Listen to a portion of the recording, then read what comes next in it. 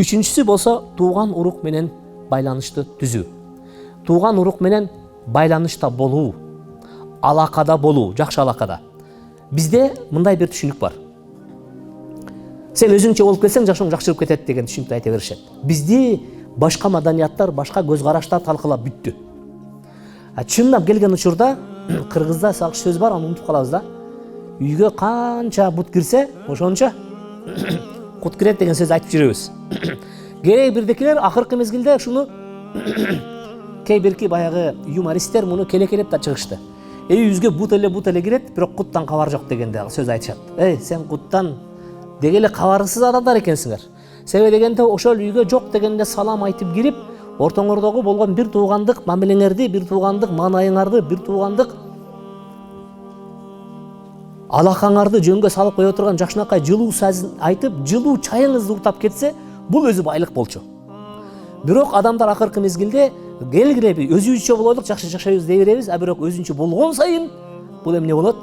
Ырыскы кайрадан тарыйт. Өзгөчө ата энеге байланышканда, өзгөчө тууган, бир туугандарга байланыш болгон, өзгөчө куда сөйөктөргө келген учурда сөзсүз түрдө бири-бири менен эмне кылыш керек? Кабар алыш керек. Кабар алуудагы болгон береке жөнүндө пайгамбар саллаллаху алейхи ва саллям айтат: "Мен сарраху ан ябсуталлаху лаху фи ризқи ва юнсал лаху фи ажалихи фальясил рахимаху" деген. Ал сөздүн мааниси кимдеги өзүнүн ырыскысына Алла Таала береке бергисин кааласа, өмүрүнүн узак болушун кааласа, анда барып тууган урук менен болгон мамилесин бекемдесин дейт. Ал деген сөз эмне? Тууган уруктан кабар алууну көпчүлүк адамдар машакат катары кабыл алат. Мен сезип келген нерселердин бири, аныкына барыш үчүн мындай кылыш керек деп ашыкча түйшүктөрдү мойнуна алып алат. Ал эмне дешер, көтөрүнүш керек, түйүнүш керек, анан тигинден алыш керек, мындан алыш керек. Ошонун аркасында жүрүп, андан да маанилүү болгон анын эсенчилигин, анын аманчылыгын, анын астындагы тууганчылыгыңызды сездирип кое турган мүмкүнчүлүктөн сиз эмне болосуз? Кур каласыз. Бирок башындагы калган баягы ырыскы кепилдик иши дегенде бул андан дагы өткөн чоң жоготуу. Канчалык ата энеден алыстаган сайын, канчалык бир туугандардан алыстаган сайын, адамдын ырыскысы ошончолук эмне болуп бара берет? Тарып бара берет. Караңыз. Андан кийинки 4-үнчү эреже. Бул эреже жаратканга шүгүр айтуу. Мен ишима болуп калды, өзүм көрүп жүргөн, мамиле кылып жүргөн жакшынакай жигитти кичине бир жолага калып отура калып, анан кийин ал жайын сурашып, анан кийин "Жото, мен сизди мурдагыдай көрбөй турам. Ден соолугуңуз жакшы болбой атабы?" десем, "Устаз, биз Кудай Тааланын берген чоң неаматтарын, чоң рызкыларын туйбайт экенбиз. Мен 3 ай болуп калды, гемодиализ алам. Гемодиализдин алгачкы 2 айында 9000ден алдым. Акыры келип туруп, бизге постоянный клиент болуп калдың, постоянно алып турганга 3,5 сомдон сага беребиз" деп, гемодиализди бир күнгө 3,5 сом төлөп, ошол ичкен суумду чыгарып алганга барамын дейт.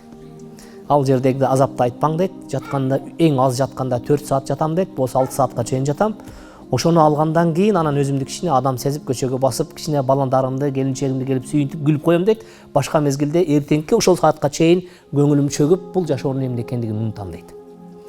Мына айткым келген нерсе, урматтуу бир туугандарым, Алла Таала субхана ва таала бизге өзүбүзгө, ичибизге орнотуп койгон ырыскы ушунчалык кene. Эч качан бул жашоого биз арман кылбашыбыз керек, эч качан бул жашоого кайгырбашыбыз керек. Эгерде мен үйдө жалгыз бир сындырым нан менен калсам дагы, буга сиз кайгырбаңыз. Себеби дегенде ал ырыск, ал окат, ал аш табылат. Бирок сиздеги болгон кайгыруу аркылуу же башка нерсе аркылуу сиздеги бар нерсе жоголуп калса, бул кыйын.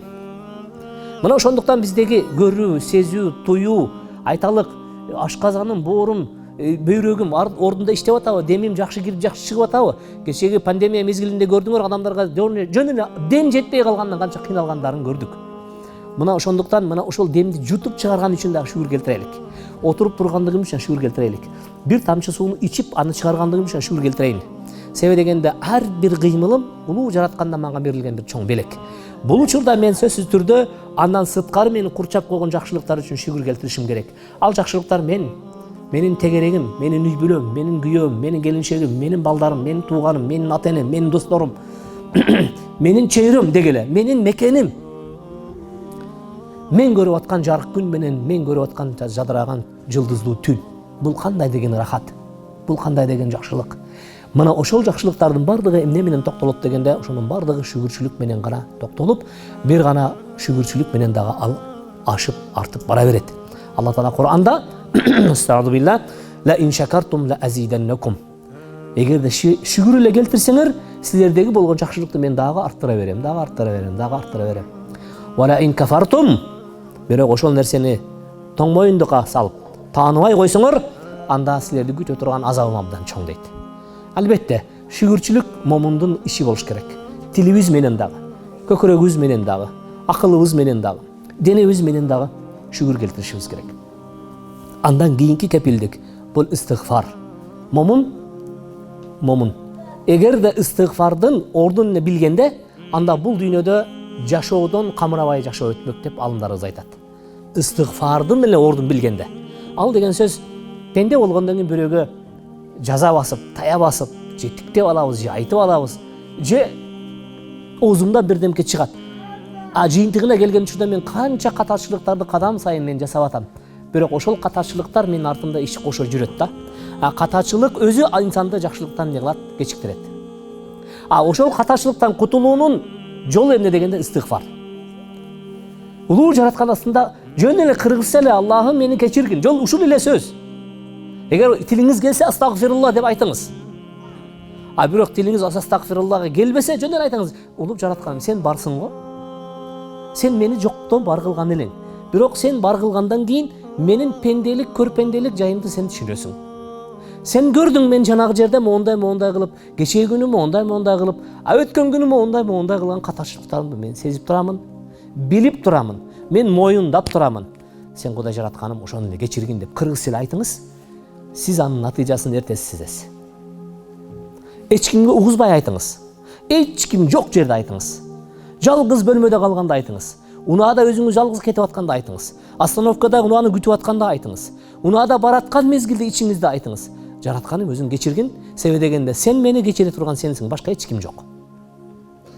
Бирок сенин кечиримиң асман менен жердин ортосун ээлеп турат. Ошондуктан 5-чи кепилдик бул, урматтуу катышуучулар, иш-чаранын катышуучулары, бул истигфар дедик.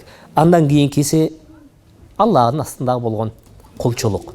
Аллахтын астындагы кулчулук бул эмне дегенде, Аллахтын астындагы кулчулук бул ошол момунга жүктөлгөн намаз. Момунга жүктөлгөн орозо. Кудай астындагы милдеттүү болгон амалдарды өз ордунда аткаруу. Себеби дегенде мен жогору жакта сиздерге айттым. Улуу жараткан ушул чексиздиктеги бардык жандуунун дагы жаксыз дагы өмүрүн берип турган ошол улуу жараткан. Мына ошол чексиздиктин ичиндеги өзүңүздү алып көрүңүз дагы, анан кийин сырттан карап көрүңүз. Ушуга канча ырыскы кетиши мүмкүн. Ушул рахаттуу жашап калыш үчүн канча улуу жараткан сенин казынаңан мүлк кетиши мүмкүн. Кантип улуу жараткан сенин казынаңда ушул байкыш үчүн окат жетпей калсын. Сырттан карап көрөсүң өзүңүздү. Биз ушунчалык көз карашыбызды жашоо, ааламга болгон, дүйнөгө болгон, деги эле жарыктыкка болгон көз карашыбызды ушунчалык тартып алганбыз, ал тар жерде биз чоң көрүнүп калганбыз өзүбүз. Эгерде биз ошол нерсени биз кең көз караш менен карасак, биз канчалык жөнөкөй экендигибизди биз эмне кылабыз? Тааныйбыз. Алуу жараткан биз чоң экендигибизге, биз кичине экендигибизге карабастан бизге эмне кылган? Ырыскыны берүү кепилдигин өзүнө алган. Жыгылып кетпесин. Андан кийинкиси үй бүлөгө жана туугандарга болгон нафака, жардам берүү. Сиз жакыныңызга канчалык жардам берсеңиз, сиз тегеректеги сизди курчаган адамдарга канчалык жардам берсеңиз, Аллах Таалам сизге ошончо жардамды оны эселеп берет. Караңыз. Бул шарттуу нерсе. Ал бир гана эмне эмес, бул бир гана туугандарга, ата энеге эмес, бул чоочун адамга берсеңиз дагы Алла Тааладан 10 эселеп кайтарып берүү кепилдиги берилген. Эгерде сиз ошону жакын адамга берсеңиз, ата энеңизге, бир тууганыңызга, таекеңизге, таэжеңизге берсеңиз, анда сиз 10 эселеп анын кайтарымын алуу менен бирге туугандык мамилени ишке ашырып жайгарып алдыңыз. Аны менен кошо эң акыркысы, балким арабызда жаштар көптүр, жашоодогу негизги дагы ырыскыны сактап, ырыскыны көбөйтө турган иштердин бири адал нике. Адал нике бул жокту бар кылып, бирди экини кылып, экини дагы 100 кылчу нерсе. Эмнеликтен дегенде Алла Таала субхана ва таала тазалыкты барлык нерсеге шарт кылган.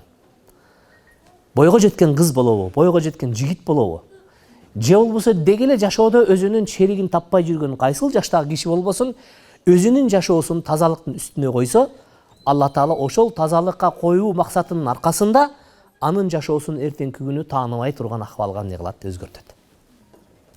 Себеби дегенде анын максаты ал кумарын, ал ышкысын арам жол менен тойгозунун ордуна, ал өз кумары менен ышкысын адал жолдун үстүнө койгонго аракет кылгандыгы үчүн Алла Таала субхана ва таала өзүнүн ырыскы кешигин, ырыскы эшигин кең кылат деген толук убадасы бар. Менин сиздерге бөлүнгөн убактым бүтүп да калды. Андыктан мен сөзүмдү жыйынтыктап, сиздерге ыраазычылык билдирип, кийинки жолугушууларга чейин аманчылыкта калыңыздар деп, ассаламу алейкум ва рахматуллахи ва баракатух.